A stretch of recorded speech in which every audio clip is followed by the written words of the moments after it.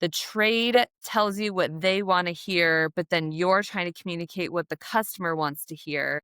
I think in general, the wine industry is hurting itself because we are prescribing what we need to talk about, where I truly believe that they want something that's gonna taste good.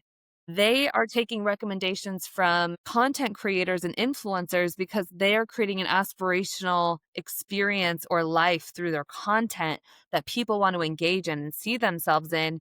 And the wine industry together needs to do more of that from a marketing and advertising perspective.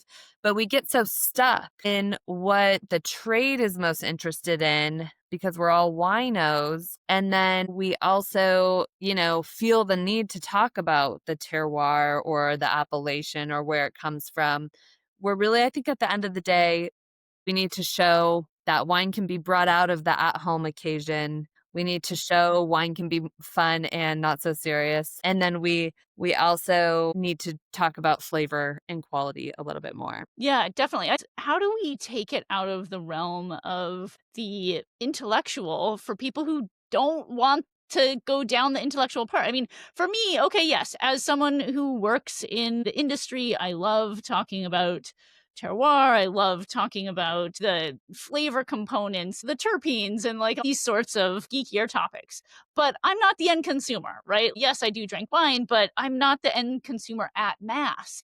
I think it feels to me like a lot of businesses have had a hard time shifting away from messages that they themselves want to hear to recognize that's not what a lot of people who are not, let's call them wine collectors or total wine geeks, want to hear. And in fact, that's having the opposite effect. Instead of bringing them to wine, it's alienating them from wine and it's making them think this category is too tough for me to grasp.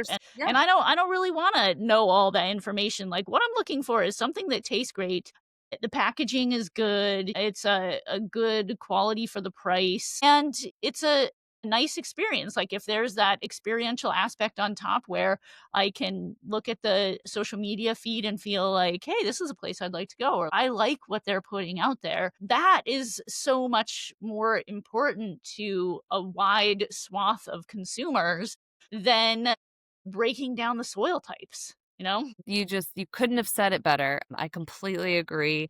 And I do think that, it probably does depend on price point. If you're selling at a much higher price, you probably have a more educated consumer who's maybe looking for a little bit more of that. Wente Vineyards, we're hovering mostly around $15 a bottle. I don't think that person wants to learn about our soil type.